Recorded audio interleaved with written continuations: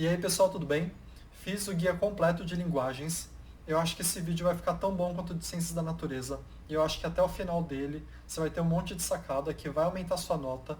Aproveitei e coloquei o que eu considero a maior pegadinha da prova do Enem, que é uma pegadinha de linguagens que cai em um monte de questão. Então nesse vídeo eu vou falar basicamente tudo que eu aprendi em relação a linguagens para ir de um desempenho ruim para um desempenho ótimo, que foi o que me colocou na medicina da USP. Você pode dar uma olhada nas minhas notas que eu conto a história toda do que aconteceu. Então vamos lá.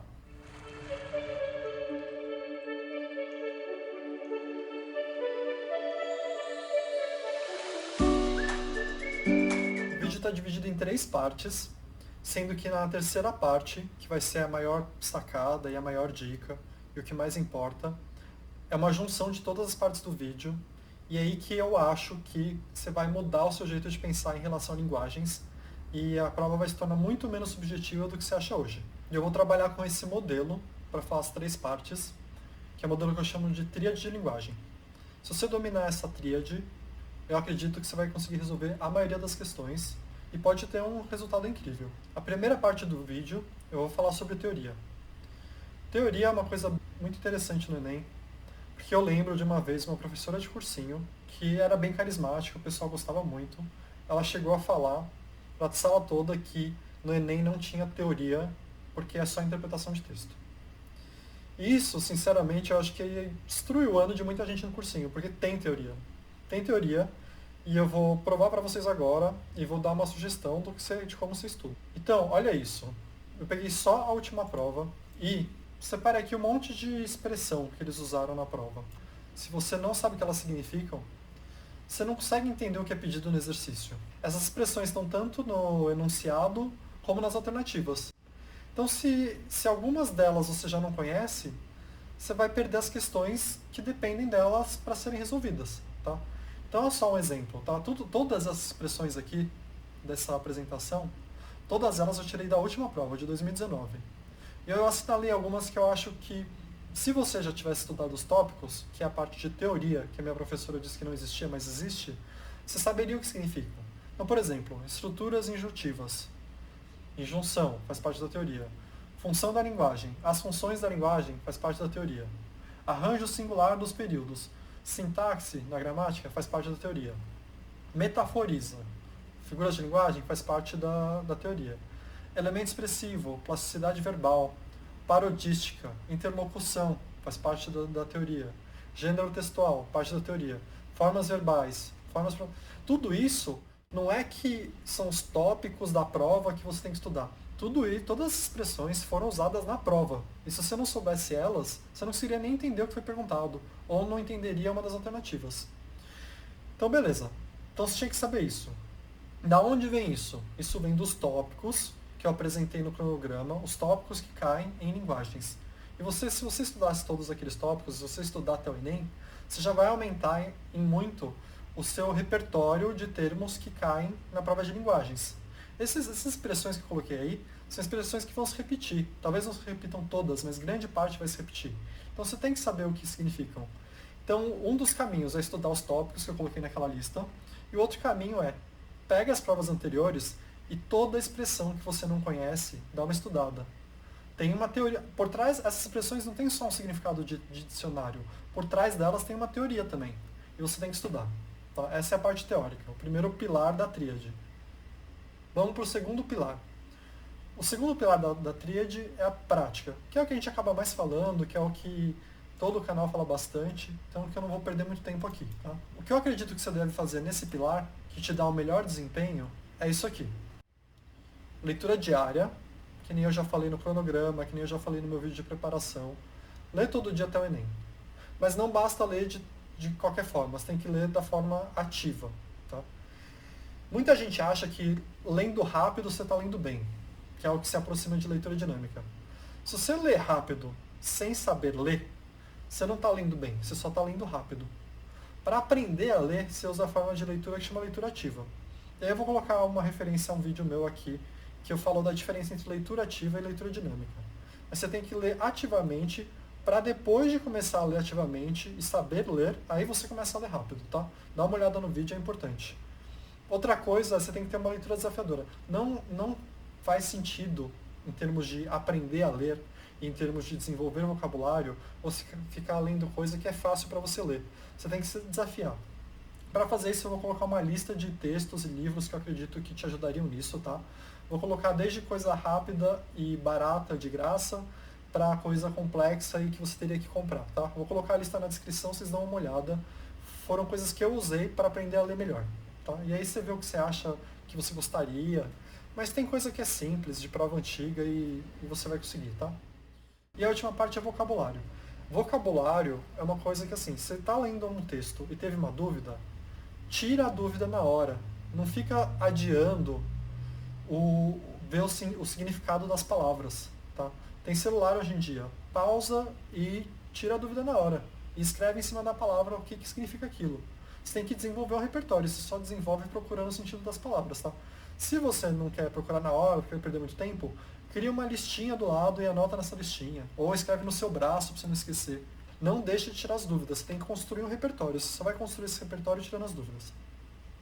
Então esse é o segundo pilar. Vamos para o terceiro pilar, que é o que amarra tudo e é o mais importante. E agora é hora de você prestar muita atenção, que é o que vai fazer diferença. Tá? Qual que é o terceiro pilar? O terceiro pilar é o pilar de comando. O que é o comando? Comando é normalmente a última oração do enunciado de uma questão de linguagens, que ele usa um verbo que vai indicar qual é o tipo de questão que é aquela. O que você vai ter que procurar no texto para responder ela, tá? E aí o que é interessante aqui? Que é a sacada do vídeo, que é o que fez toda a diferença para mim e é o motivo que eu gostaria que você ainda estivesse prestando atenção agora. Os comandos, eles estão disfarçados, mas eles só apontam para 4 tipos de questão. Então, todas as questões de linguagem são de um desses 4 tipos. E se você identificar o tipo, que é o que eu vou tentar te ensinar agora, você não vai cair em pegadinha. Vai ser muito mais fácil responder uma questão de linguagens. Porque, na minha opinião, qual que é a maior pegadinha de linguagens e por que a gente erra tanto? Eles fazem uma pergunta e colocam as alternativas. Nas alternativas, eles vão colocar 3 alternativas corretas, mas não para o comando. Então vamos lá, eu vou explicar um pouco melhor. Quais são os tipos de comando? Você vai ter o comando de conteúdo, comando de forma, comando de intenção e comando de relação entre textos. Conteúdo é o do que se trata o texto. O que aquele texto está falando? Forma é como se apresenta aquele texto. Qual o gênero daquele texto? Quais foram os recursos que a pessoa usou para fazer aquele texto? Intenção é o que o autor queria quando ele fez aquele texto. É diferente de conteúdo. Conteúdo é do que se trata o texto. Intenção é, o autor queria passar um conhecimento para você, ou ele queria ordenar que você fizesse algo, ou ele queria mudar a sua opinião sobre algo. É diferente. E o último é meio que uma mistura de todos eles, que é a relação entre 2 textos. Que eu já vou falar melhorzinho o que é isso. Então o desafio é você meio que tirar a máscara do comando. É você entender, pelo comando, pelos verbos que ele usa no comando, qual o tipo de questão. E como que isso vai te ajudar muito? Você vai identificar o tipo de questão. Vamos supor que é uma questão de conteúdo. Ele vai colocar nas alternativas 3 alternativas que não estão erradas. Só que 2 delas estão falando de forma. E estão falando a forma certa do texto que foi apresentado. Só que não é o que foi perguntado, porque a pergunta, o comando, pedia algo de conteúdo. Tá? Essa é a maior pegadinha. Eu vou dar um exemplo antes de acabar o vídeo. Eu vou dar um exemplo para ficar bem mais claro. Tá? Então eu vou falar de cada tipo para tentar te mostrar como esse tipo é apresentado para você conseguir fazer isso. Mas a lição maior é você, quando for ler uma questão de Enem, a partir de agora, das provas anteriores, é tentar identificar qual que é o tipo daquela questão. Porque aí você não vai errar quando você tiver uma questão que você vai falar e achar, nossa, tem um monte de alternativa certa. Porque tem mesmo um monte de alternativa certa, só que só uma responde o que foi perguntado. Tá? Então vamos lá. Primeiro tipo, em detalhes. Conteúdo. Que é aquilo, é do que se trata o texto. Esse tipo é o que mais cai, tá? Boa parte de linguagens de conteúdo. Como eu falei, é o que mais cai, depois o informe, relação e por último intenção.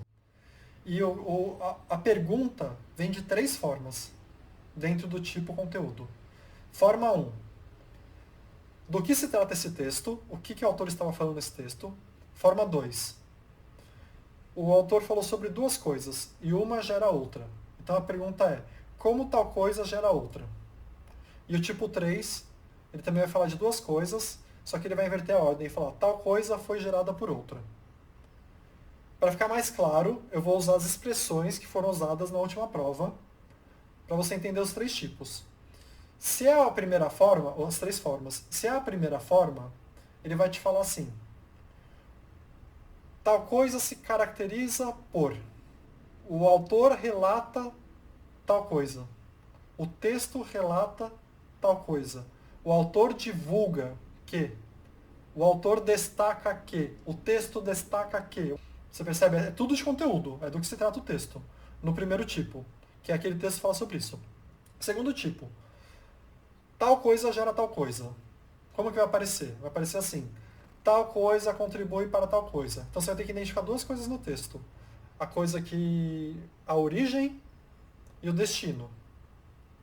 E aí vai aparecer escrito desencadeou, ao impacto de, contribui para, causa a. E o último tipo, que é o inverso do anterior, é x é consequência de y. Então ele vai querer que você procure... Ele não vai falar assim, x está causando tal coisa. Ele vai te falar, pelo texto, o que causou x. E aí vai estar escrito como x é consequência de y, x está fundamentado em, tal coisa se baseia em, tal coisa depende de. Então isso é o tipo conteúdo. Para aprender o primeiro tipo, você usa o pilar 2, que é prática. Quanto mais você lê, mais fácil vai ser ler e mais fácil vai ser entender do que se trata o texto. Indo para o tipo 2, que é o tipo de forma, vou falar antes de explicar mais do que intenção, o tipo de forma, ele está falando assim, a questão é, se você traduzir o comando é, como que o autor fez aquele texto? Então o autor quer passar um conteúdo, que é o tipo 1, seria o tipo 1. A pergunta do tipo 2 é, para passar esse conteúdo, que recursos que ele usou? Então é aqui cai na teoria, que é o pilar 1, que é questão sobre gênero textual. Então para passar a mensagem, ele usou uma prosa, usou uma crônica, usou um artigo. Tipo textual, ele usou uma narração, uma dissertação. Recursos linguísticos. O que ele usou lá dentro? Ele usou muito pronome, ele usou muita conjunção, ele usou muita figura de linguagem. Gramática. Gramática por quê? Ele usou numa ordem comum as frases? Ele usou um vocabulário antigo, um vocabulário erudito? Ele usou uma forma verbal predominante? Essas são umas perguntas que cairiam sobre forma, que aí você aprende indo para a teoria. Para esse tipo, o tipo de forma, o comando se apresenta da segunda maneira. Eu coloquei alguns exemplos aqui, tá? Pode ser assim, o texto é construído por. Isso é um de forma. O autor utiliza a sequência textual XYZ. O autor altera o gênero de tal forma. Você percebe que não tem a ver com conteúdo, tem a ver com manipulação do texto, apresentando a mesma informação, mas é uma manipulação do texto. Se observa tal coisa. Então seria apresentado assim. Mas vai ficar mais claro quando você estiver lendo a questão e o comando, né? O terceiro tipo é o de intenção. O de intenção, você também tem que é assim, o que o autor queria ao fazer aquilo. O tipo de intenção, você também pode voltar na teoria para aprender.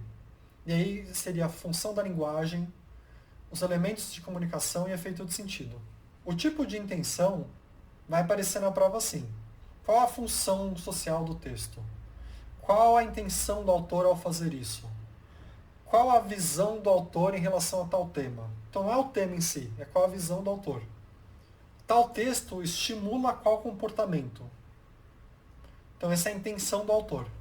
E nesse tipo, tem uma questão muito do que está implícito, que às vezes não é o sentido literal. É o que está por trás daquelas palavras. Às vezes, por exemplo, se é uma crítica a algo, não vai estar totalmente literal a crítica. E é por isso que entra efeito de sentido aqui, para você identificar esse tipo de questão. Bom, o quarto tipo é qual a relação entre textos. Esse é o tipo que eu fiz um episódio de como resolver a questão de vestibular. que eu resolvo uma questão que cai bastante, acho que na última prova caiu umas 5 questões assim, que é qual a relação entre dois textos.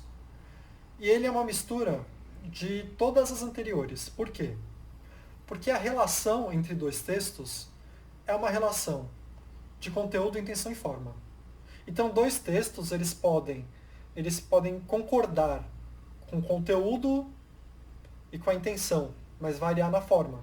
Ou seja, dois autores querem falar exatamente a mesma coisa, mas um faz uma notícia e um faz uma música. Mas às vezes pode ser duas músicas, eles concordam em forma, com conteúdos completamente diferentes. Duas músicas sobre temas diferentes. Às vezes pode ser a mesma forma, o mesmo conteúdo, só que intenção diferente. Então, para você fazer uma questão de relação, você tem que entender todos os anteriores. Mas quando você começa a pensar na forma, intenção e conteúdo, fica muito mais simples resolver. Eu me esforcei para tentar explicar isso de uma forma simples, mas eu não sei se eu consegui, porque é denso e eu entendo que é novidade para quase todo mundo que está vendo esse episódio. Porque isso simplesmente não é ensinado e eu demorei muito tempo para enxergar linguagens dessa forma. Mas o que eu te garanto é, se você enxergar dessa forma, principalmente que eu estou te falando de comando e identificar o tipo da questão, é muito mais fácil responder a questão, porque você não cai na principal pegadinha, que é ele vai te dar um comando falando de forma e vai colocar 3 alternativas de conteúdo corretas, mas não é a pergunta, tá? Eu vou colocar na descrição uns exemplos de cada tipo, da última prova, de 2019, tá? E eu acho que você vendo os exemplos vai ficar um pouco mais simples. Tá? Então era esse o vídeo de hoje. Se está sendo útil, não deixa de se inscrever, indica para os amigos, ativa a notificação, me ajuda a fazer o canal crescer. E obrigado.